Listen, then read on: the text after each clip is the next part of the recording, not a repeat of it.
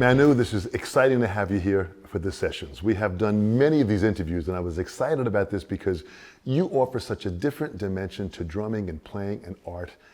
Based here in France, what you have done globally is amazing. Where did this begin for you?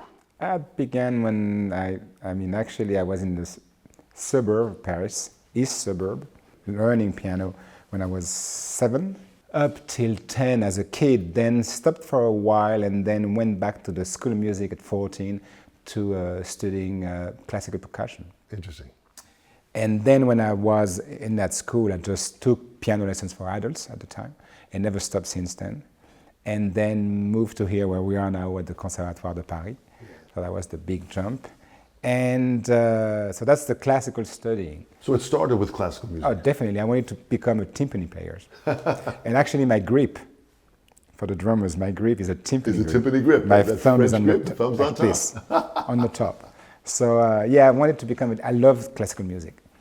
And then finally I heard a lot of music on the radio, and like pop music, mainly from England, and then a lot of soul and jazz from my stepfather, because he was a big fan of that music, so he made me listen to a lot of those guys, from Sam Cooke to Harry Belafonte, going to Donny Hathaway. I mean, it's big culture. Yeah. And then he offered me the best thing in the world. We went to a place in Paris called Salle Pleyel, and I could listen to live to Oscar Peterson and Errol Garner and Count Basie. So this culture has been mine when I was a kid, and it's always been there. But finally I just turned into mainstream music in Paris to make a living. So doing what we call French variety, and doing sessions, a lot of sessions, and a few tours with artists, up till 86. And 86 I had the chance to meet, Tony Levin. He recommended me to Peter Gabriel, and then off I went. It began from there. That's it. To get involved in a professional business now all of a sudden, when you hooked up at the stage, you had a lot more to worry about now. You had more to organize. You mean in France or in abroad? In both, in France and how it developed globally. Yeah, but the time was different. A lot of work, a lot of film scores, a lot of artists doing records, a lot of record selling in France. Right. So a lot of sessions for players. Not many musicians. They had some of them had the best sessions to do, but then it was quite easy for someone like me to come in because of my studying. I could read a chart. So at the time, session didn't want you to be creative, just wanted you to read the chart and just play the drums, which I could do very easily. Yeah. So that I think that made me, made my way into the business. And then the music starts changing even in France, following England and America. And then we kind of starting doing tracks, one track in 3 hours and then one track in a day. So we took time, and then at that moment we needed to be more creative. And that's probably where without knowing it, I come up with my background as a percussion player, piano player, and drummer. Because I learned drums in my basement. I didn't take any drum lessons. And I guess mixing them all together, percussion, piano, and drums, made that kind of that style you talked about earlier. So, and the business had changed, as you had said. It was a very, very different business then. The recording industry, when you took a day to work on something, you had to have way more creativity. You had to really let your mind open up to do new ideas. It's true. We had, first thing in France, mainly when I started, it was you had charts. So you could be creative, but then you had, you have a demo, let's say. So the arranger would say, or the producer would say, okay, that's the idea. It's written in the chart. Let's go from there, and then we'll see. But we had a day to develop. Yeah. So we had a lot of time. And of course, the people I was playing with, I knew them. They were very close. We were all very close to each other. So I had a big trust. So I knew by trying this, no one was going to say, no, yeah, okay, let's try. And we were building that. And more, of course, because I was playing with, most of the time, with the same bass player, same piano player, same guitar player. We built up a relation and kind of a trust relation, which, of course, producers and arrangers heard about. This is huge. And wanted to have us to work with them. This is huge. When you have that kind of relationship with musicians that you can trust, and you can depend on them to know how they will spark you with ideas and how you can spark them. Absolutely. The creativity part of it. So at the time in your earlier days, you were listening to a wide variety of music. Yeah. Explain. I was playing a lot of classical music, playing in a symphony orchestra. Then I was listening to Led Zeppelin, led to The Who, Beatles, Stones, Miles Davis, John Coltrane, Monk, Charlie Parker, as I said, Oscar Peterson, Count Basie, Duke Ellington. Yes. Billie Holiday. Marvin Gaye, Stevie Wonder. Everything's possible. An On incredible the radio. range. It was the radio. I didn't have the money to get a hi-fi system. Yeah. So it was just the radio. So on the radio, we had such a wide variety of music that you could listen to, which was really lucky in our generation. I know up till South Africa, West Africa, and North Africa. Interesting. Which means I even played some North African music with some bands here in France, which is pretty incredible. That really is absolutely incredible. And that really explains your way of thinking, because when you play a groove, it's very unique. You step into the song, and then you're like a chameleon. You change your colors for the song, and you come up with some grooves. That's the word. It's colors. Yeah. And I remember when I worked with Peter and Sting, but then mainly with Joni Mitchell. I remember playing with her, and I couldn't really understand the lyrics because of my English, which is school English. At first, then I improved. Then I said to her, Joni, I need you to explain your lyrics. And she said, okay. Didn't ask why, but for me, I really needed to know what she was talking about, just for me to be kind of a syntax.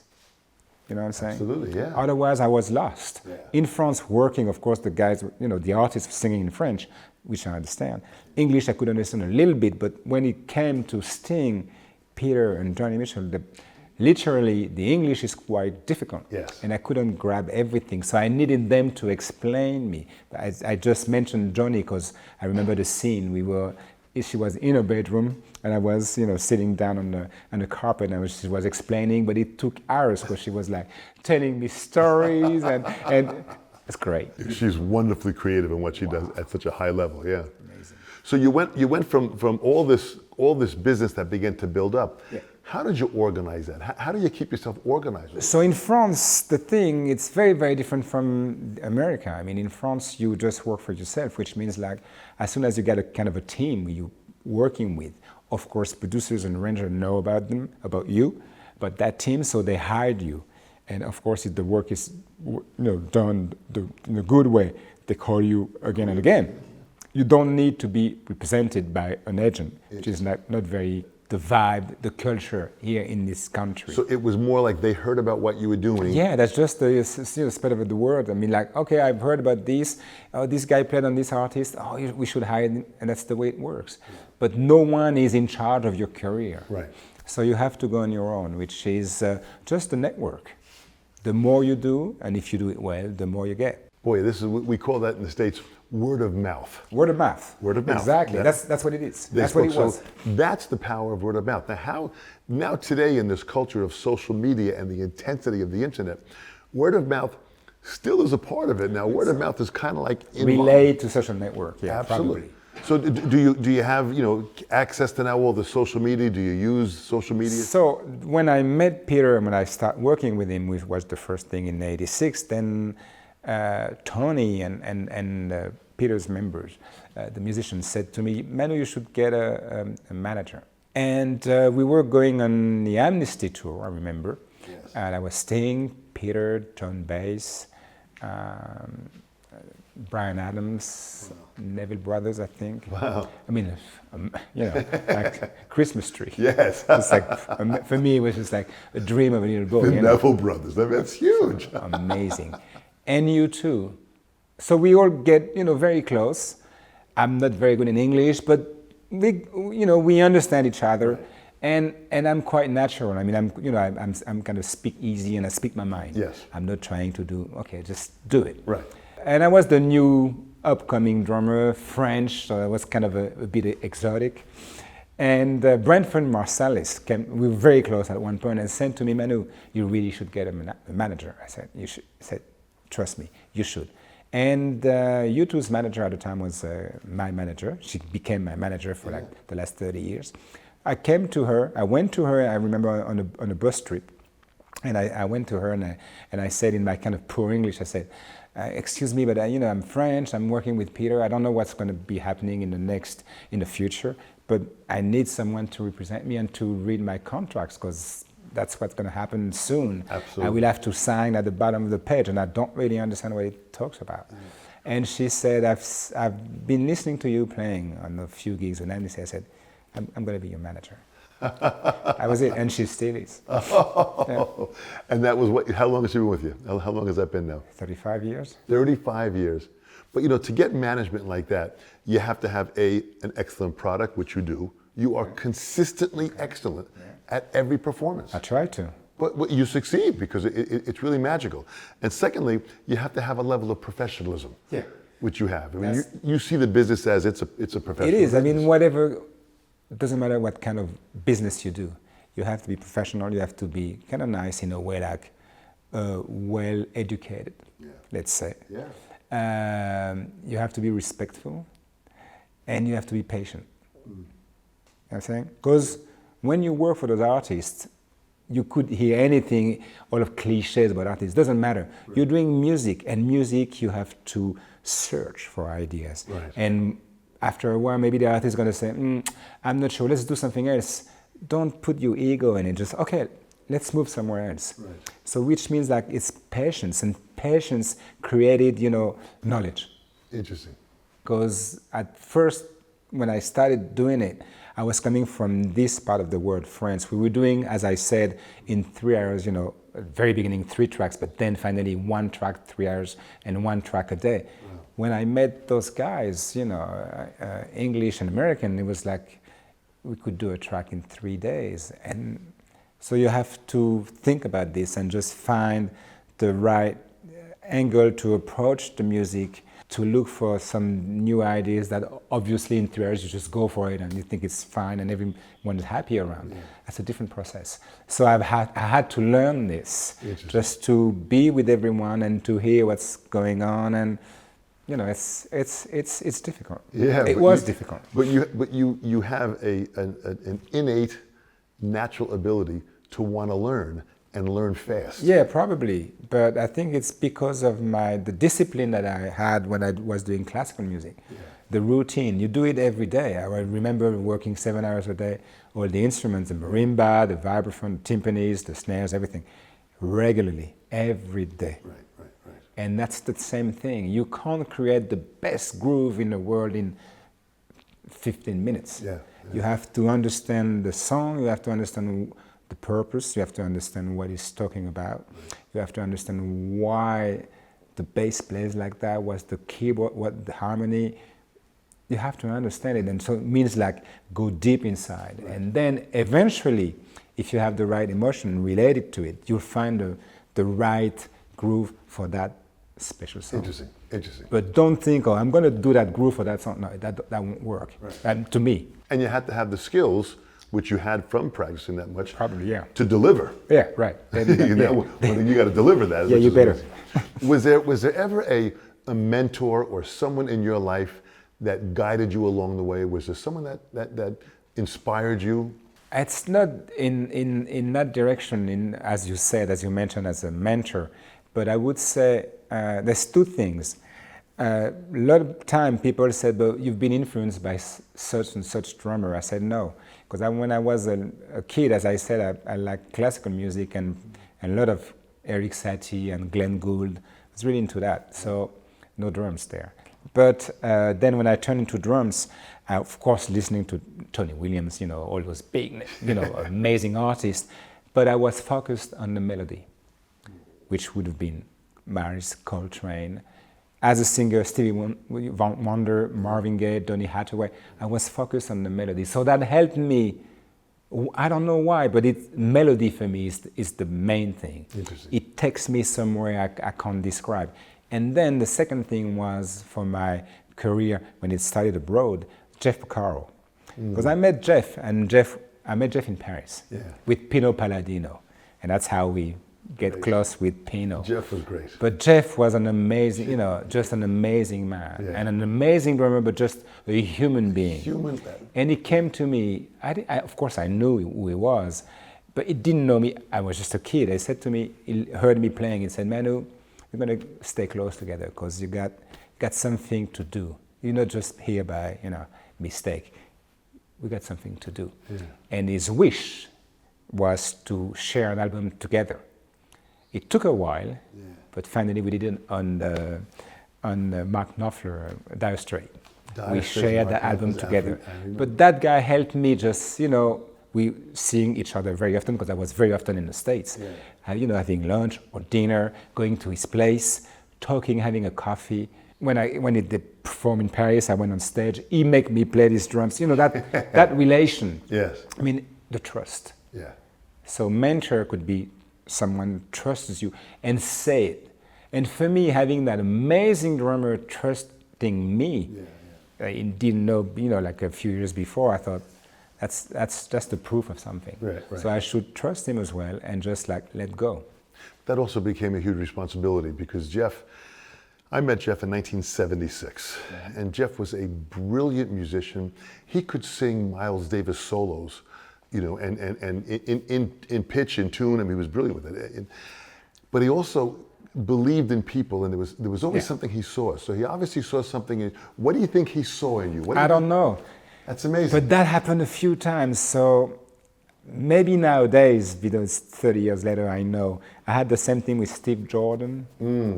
I have, a few. Pino was the same, of course, and still is.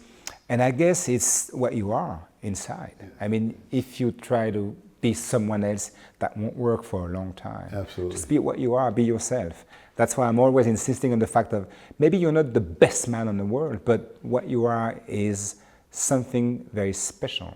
And if you're coherent with what you are inside and what you want to express, either with music or art in general, the relation is the right one. It's going to work because people are going to feel it.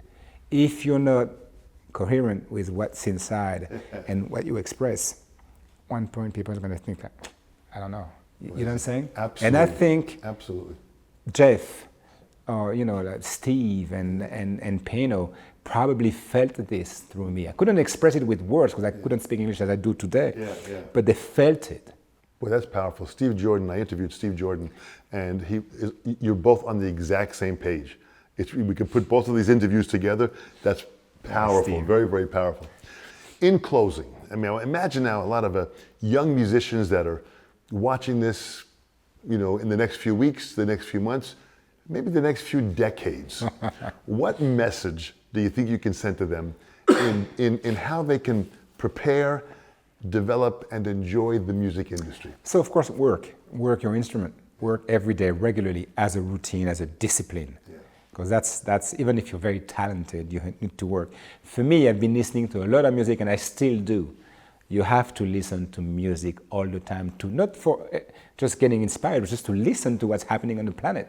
That's the main thing, the evolution and sounds and structures and harmonies and melodies. That was what I was doing at the time.